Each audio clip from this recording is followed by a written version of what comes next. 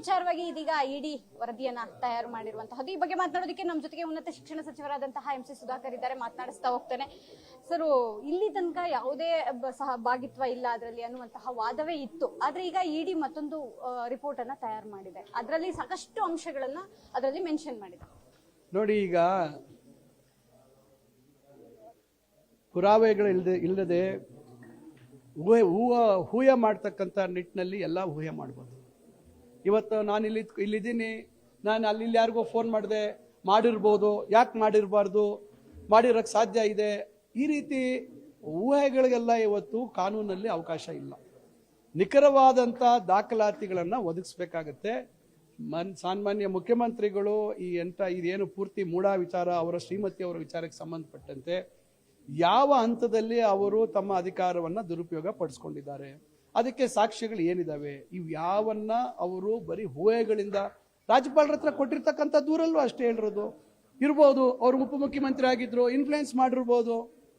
ಈ ರೀತಿಯಾಗಿ ನೀವು ಊಹೆಗಳಿಗೆ ನೀವು ಹೋದಾಗ ದಾಖಲೆ ಬೇಕು. ನಾಳೆ ಕೋರ್ಟ್ನಲ್ಲಿ ದಾಖಲೆಗಳು ಬೇಕು. ಇಡಿ ಅವರು ಅದನ್ನ ವರದಿ ಕೊಟ್ಟಿರ್ತಕ್ಕಂಥದ್ದು it is extension of the complaint. ಏನು ಮುಂದುವರೆದ ಆ ದೂರಿನ ಮುಂದುವರೆದ ಎಲ್ಲ ವಿಚಾರಗಳನ್ನ ಅದರಲ್ಲಿ ಹೇಳಿ ಅವ್ರು ಅದನ್ನೇ ಮತ್ತೆ ರೀಟ್ರೇಟ್ ಮಾಡಿದ್ದಾರೆ, ಅಂದ್ರೆ ಅದನ್ನೇ ಮತ್ತೆ ಪುನರುಚ್ಚಾರ ಮಾಡಿದ್ದಾರೆ. ಅದರಿಂದ ಇದರಲ್ಲಿ ಏನು ಆಶ್ಚರ್ಯ ಪಡುವಂಥದ್ದಿಲ್ಲ. ಇಡಿಯನ್ನ ನೇಮಕ ಮಾಡಿರ್ತಕ್ಕಂಥದ್ದೇ ಈ ರೀತಿ ದುರುದ್ದೇಶ ಇಟ್ಕೊಂಡು ನಮ್ಮ ಮುಖ್ಯಮಂತ್ರಿಗಳ ಮೇಲೆ ಇಲ್ಲ ಸಲ್ಲದ ಒಂದು ಆರೋಪನ ತರಬೇಕು ಅಂತಕ್ಕಂಥದ್ದು. 3 ಚುನಾವಣೆಗಳಲ್ಲಿ ಅವರಿಗೆ ಅಪಜಯ ಆಯಿತು, ಹತಾಶರಾಗಿದ್ದಾರೆ. ಬಿಜೆಪಿ ಮನೆ ಒಂದು ಬಾಗಿಲು 3 ಆಗಿದೆ. ಅದರ ಗಮನ ಇವತ್ತು ಬೇರೆಡೆ ಎಳಿಬೇಕು ಅಂತ ಹೇಳಿ ಇವತ್ತು ಇಡಿ ಅವರು, ನಾನು ಕೇಳುವಂಥದ್ದು ಇಡಿಗೆ ಪ್ರಶ್ನೆ, ಲೋಕಾಯುಕ್ತಗೆ ನೀವು ಯಾಕೆ ವರದಿ ಕೊಡಬೇಕು? ನೀವೇ ಪ್ರತ್ಯೇಕವಾದಂಥ ತನಿಖೆ ಸಂಸ್ಥೆ. ಲೋಕಾಯುಕ್ತ ಅದರದೇ ಆದಂಥ ತನಿಖೆ ಮಾಡ್ತಾ ಇದೆ, ಅವ್ರದೇ ಆದಂಥ ಇಂಡಿಪೆಂಡೆನ್ಸ್ ಇದೆ, ಹೌದಲ್ವಾ? ಅವ್ರದ್ದೇ ಇಮ್ಯುನಿಟಿ ಇದೆ, ಅವರ ತನಿಖೆ ಮಾಡ್ತಾರೆ. ನೀವು ಯಾಕೆ ಕೊಡ್ಬೇಕು ಅದಕ್ಕೆ?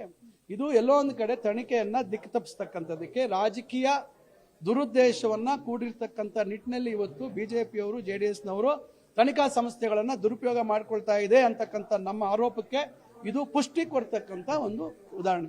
ಇಡಿ ಸ್ವಾಯತ್ತ ಸಂಸ್ಥೆ, ಅದು ಬಿಜೆಪಿ ಅಂಡರ್ ಅಲ್ಲಿ ಕೆಲಸ ಮಾಡ್ತಿದೆ ಅಂದ್ರೂ ಕೂಡ ಈಗ ಕೊಟ್ಟಿರುವಂತಹ ಅಂದ್ರೆ ಈಗ ಮಾಡಿರುವಂತಹ ಅಂದ್ರೆ ರಿಪೋರ್ಟ್ ಅಲ್ಲಿ ಇರುವಂತಹ ಅಂಶಗಳನ್ನ ಕೋರ್ಟಿಗೆ ಸಬ್ಮಿಟ್ ಮಾಡಲೇಬೇಕಾದಂತಹದ್ದಿದೆ.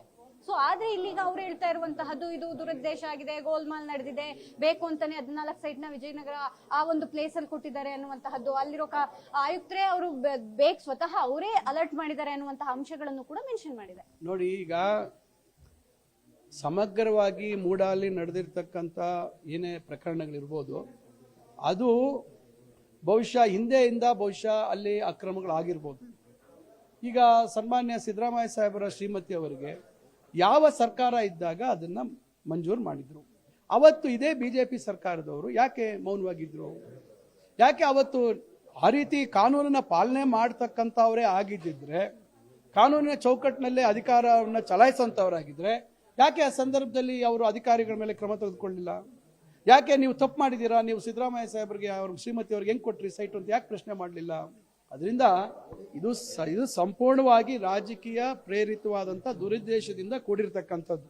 ಮೈಸೂರಿನಲ್ಲಿ ಯಾರ್ಯಾರು ಯಾವ್ಯಾವ ರೀತಿ ದುರುಪಯೋಗ ಮಾಡ್ಕೊಂಡಿದ್ದಾರೆ ಅಂತಕ್ಕಂಥದ್ದು ನಮಗೆ ಮಾಹಿತಿ ಇಲ್ಲ. ಆದರೆ ಈ ವಿಚಾರದಲ್ಲಿ ನೋಡಿದಾಗ, ಇಡೀ ಪ್ರಕರಣವನ್ನು ನೋಡಿದಾಗ ಸನ್ಮಾನ್ಯ ಮುಖ್ಯಮಂತ್ರಿಗಳು ಯಾವುದೇ ದುರುದ್ದೇಶನ ಇಟ್ಕೊಂಡು ಪ್ರಾರಂಭದಿಂದ ಇಡ್ಬೋದು, ಈಗ ಕಡೆ ತನಕ ಇರ್ಬೋದು, ಇಷ್ಟು ವರ್ಷಗಳು ಯಾರೇ ಆಗಲಿ ಅಕ್ರಮ ಮಾಡ್ತಕ್ಕಂಥದ್ದಕ್ಕೆ ಅವಕಾಶ ಇಲ್ಲ. ಯಾರೇ ಆಗಲಿ, ಇವತ್ತು ಕುಮಾರಸ್ವಾಮಿ ಅವರು ಇರ್ಬೋದು, ಇಲ್ಲ ಅಶೋಕ್ ಅವರು, ಇವೆಲ್ಲ ಹಲವಾರು ಪ್ರಕರಣಗಳಿದ್ದಾವೆ, ಯಡಿಯೂರಪ್ಪನವರೆಲ್ಲ ಎಲ್ಲರೂ ಡಿನೋಟಿಫೈ ಮಾಡ್ಕೊಳ್ತಾರೆ, ಅಥವಾ ಮೊದಲೇ ಏನೋ GPA ಮಾಡ್ಕೊಳ್ತಾರೆ, ಡಿನೋಟಿಫೈ ಮಾಡ್ಕೊಂಡು ಜಮೀನು ತೆಗೆದುಕೊಳ್ತಾರೆ. ಆ ರೀತಿ ಆಗಿದೆ ಇಲ್ಲಿ. ಇದರಿಂದ ಇದು ಕೇವಲ ರಾಜಕೀಯ ಪ್ರೇರಿತವಾದಂಥ ದುರುದ್ದೇಶದಿಂದ ಕೂಡಿರ್ತಕ್ಕಂಥ ತನಿಖೆಯ ಸಂಸ್ಥೆಗಳನ್ನು ದುರುಪಯೋಗ ಮಾಡ್ಕೊಳ್ತಾ ಇರ್ತಕ್ಕಂಥದ್ದು ಒಂದು ಉದಾಹರಣೆ. ಭಾಗಿತ್ವ ಇಲ್ಲ ಅನ್ನುವಂತಹದ್ದಾಗ್ಲಿ, ಅಥವಾ ಮತ್ತೊಂದು ವಿಚಾರ ಅವರು ವಿಪಕ್ಷ ನಾಯಕರಾಗಿದ್ರು ಅನ್ನುವಂತಹದ್ದಾಗ್ಲಿ, ಆದ್ರೆ ಅದನ್ನು ಕೂಡ ಮೆನ್ಷನ್ ಮಾಡಿದ್ದಾರೆ. ಅವರು ನಿಗಮ ಮಂಡಳಿಯಲ್ಲಿ ಇದ್ರು, ಅವರ ಪುತ್ರ ಅನ್ನುವಂತಹದ್ದು, ವಿಪಕ್ಷ ನಾಯಕರಾಗಿದ್ರು, ಹಾಗಾಗಿ ಪ್ರಭಾವ ಬೀರಿದ್ದಾರೆ ಅನ್ನೋದನ್ನು ಸ್ಪಷ್ಟವಾಗಿ ಹೇಳಿದ್ದಾರೆ. ನೋಡಿ, ಈಗ ಬರೀ ಸಿದ್ದರಾಮಯ್ಯ ಸಾಹೇಬರ ಕುಟುಂಬಕ್ಕೆ ಮಾತ್ರ ಸೈಟ್ ಕೊಟ್ಟಿಲ್ಲ. ಮೂಡಾಲ್ಲಿ ಅವರು ಈ ರೀತಿಯಾಗಿ ಪರ್ಯಾಯ ಸೈಟ್ ಕೊಡ್ತಕ್ಕಂಥದ್ದು ಒಂದು ಪ್ರಕ್ರಿಯೆಯನ್ನ ಇಟ್ಕೊಂಡಿದ್ದಾರೆ. ಅವರು ಸದಸ್ಯರಾಗಿರ್ಬೋದು, ಅವ್ರು ಇದುವರೆಗೂ ಎಲ್ಲರಿಗೂ ಕೊಟ್ಟಿದೀವಲ್ಲ, ಕೊಡ್ತಾ ಇದ್ದಾರೆ ಅಂತಕ್ಕಂಥದ್ದು ನಾವು ಮೂಡಾಲಿ ರೀತಿ ಕಾನೂನು ಮಾಡ್ಕೊಂಡಿದೀವಿ. ಅದು ನ್ಯಾಯಾಲಯದಲ್ಲಿ ಬಹುಶಃ ಆ ಸಂದರ್ಭದಲ್ಲಿ ಪ್ರಶ್ನೆ ಆಗಿದ್ರೆ ಅವರು ಅದಕ್ಕೆ ಸಮ್ಮತವನ್ನು ವ್ಯಕ್ತಪಡಿಸ್ತಾ ಇರಲಿಲ್ಲ. ಇದು ಎಲ್ಲರಿಗೂ ಇದು ಇರ್ತೀರಿ ಕೊಟ್ಕೊಂಡ್ ಬಂದಿದ್ದಾರೆ, ನ್ಯಾಯಸಮ್ಮತವಾಗಿದೆ ಅಂತಕ್ಕಂಥದ್ದಕ್ಕೆ ಆಯ್ತು ಬಿಡಿ ಅಂತ ಸುಮ್ಮನೆ ಇದ್ದಾರೆ. ಬಿಟ್ರೆ ನೀವು ಕೊಡಿ, ಕಾನೂನನ್ನ ತಿರ್ಚ್ಬಿಟ್ಟು ಕೊಡಿ, ಮತ್ತೊಂದು ಮಾಡಿ ಅಂತಕ್ಕಂಥ ಹೇಳೋದು ಇದೆಯಾ? ಇವ್ರದೇ ಆದಂತ ಪ್ರತ್ಯೇಕವಾಗಿ ಇವ್ರಿಗೇನಾದ್ರೂ ಕಾನೂನು ಮಾಡಿಕೊಟ್ಟಿದಾರಾ? ಇಲ್ವಲ್ಲ. ಅವರು ಪಾಲನೆ ಮಾಡ್ಕೊಂಡು ಬಂದಿರತಕ್ಕಂಥ ಏನು ನಿಯಮಗಳಿದಾವೆ, ಆ ನಿಯಮಗಳಡಿಯಲ್ಲಿ ಕೊಟ್ಟಾಗ ವಿರೋಧ ಏನಕ್ಕೆ ಮಾಡ್ತಾರೆ? ನಿಯಮಗಳಿದಾವಪ್ಪ, ಎಲ್ಲರಿಗೂ ಕೊಟ್ಟಿದ್ದಾರೆ, ನಮಗೂ ಕೊಡ್ತಾ ಇದ್ದಾರೆ ಅಂತ ಸುಮ್ಮನೆ ಇದ್ದಾರೆ. ತಪ್ಪೇನಿದೆ? ಈಗ ನಾವು ಸಭೆಯಲ್ಲಿ ಕೂತಿರ್ತೀವಿ, ಈಗ ಈ ರೀತಿ ಹಿಂದೆಯಿಂದ ಈ ತರ ನಡ್ಕೊಂಡ್ ಬಂದಿದೆ, ಇದು ಇವಾಗ ನಮ್ಮ ಒಂದು ನಿಯಮಗಳಲ್ಲಿದೆ, ಆ ರೀತಿ ನಿಮಗೂ ಕೊಡ್ತೀವಿ ಅಂದಾಗ ಆಯ್ತು ಬಿಡಿ ಅಂದಿದ್ದಾರೆ. ಕಾನೂನು ವಿರುದ್ಧವಾಗಿ ನಿಮಗೆ ಕಾನೂನನ್ನ ತಿರ್ಚ್ಬಿಟ್ಟು ನಿಮ್ಗೆ ಕೊಡ್ತೀವಿ ಅಂತ ಹೇಳಿದಾಗ ಇವರು ಅದಕ್ಕೆ ಆಯ್ತು ಕಾನೂನು ತಿರ್ಚ್ಕೊಡಿ ಅಂತ ಇವ್ರು ಕೇಳಿದಿದ್ರೆ ಆ ಸಂದರ್ಭದಲ್ಲಿ ಅವಾಗ ನೀವು ಅದು ಕಾನೂನು ಬಾಹಿರ ಅಂತ ಹೇಳ್ಬೋದಿತ್ತು.